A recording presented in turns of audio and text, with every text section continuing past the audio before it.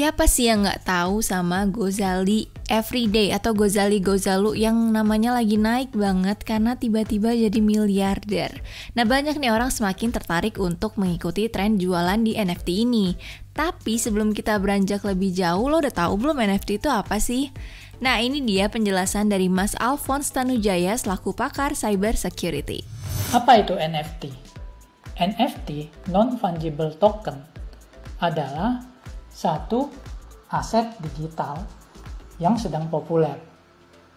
Fungible token itu adalah sesuatu yang bisa dipertukarkan tanpa kehilangan nilai dan karakternya. Mata uang adalah contoh fungible token atau fungible asset yang baik. Syaratnya ada 3. 1, dapat saling dipertukarkan dan nilainya tetap.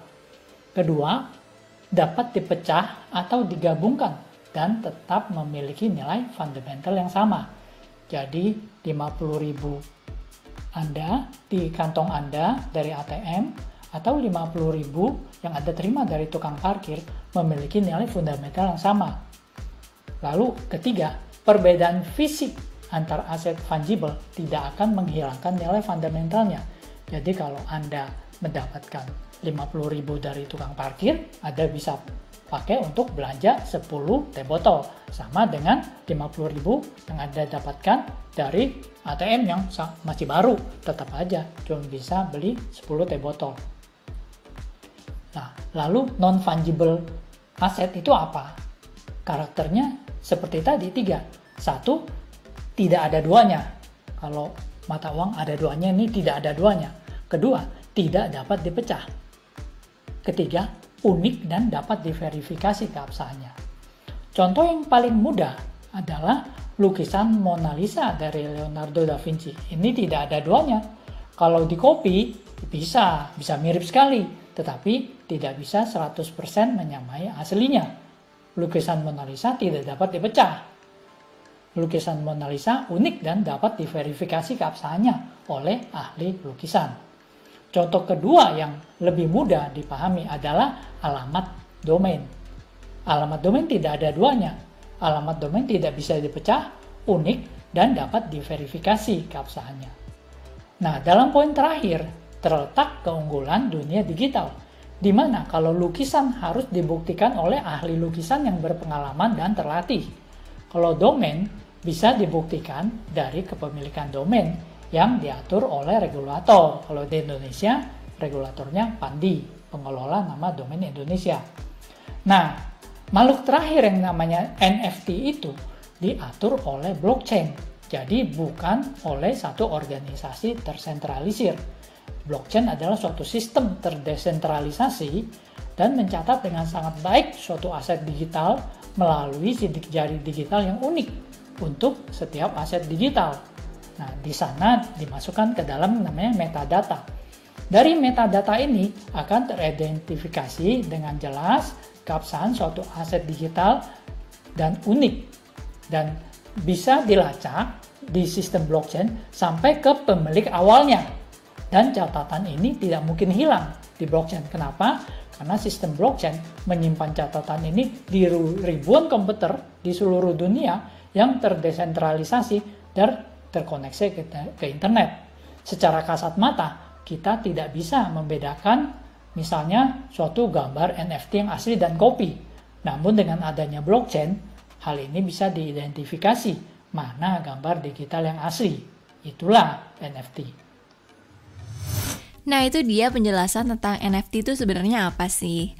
Nah, meski perlu ya faktor keberuntungan untuk ngikutin kesuksesannya Gozali yang cuma model foto selfie aja, tapi nggak ada salahnya sih kalau misalnya kita mau coba juga untuk menjajakan barang digital kita. Nah, misalnya nih lo bisa coba dari kirim foto meme, video, audio, GIF, atau apapun itu yang orisinil dan punya daya tarik yang kuat gitu.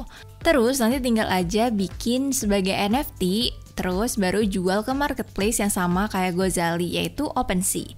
Cuma nih ternyata OpenSea itu bukan satu-satunya aja marketplace NFT yang bisa lo gunain. Ada banyak tempat jualan NFT yang bisa digunain nih. Dan ini dia Yuzen ID udah ngerangkum dan barangkali rezeki kalian itu ada di marketplace lain selain OpenSea. Maka dari itu lo perlu tahu nih ada beberapa marketplace lain untuk berjualan NFT. Dan ini diantaranya. Yang pertama, Toko Mall.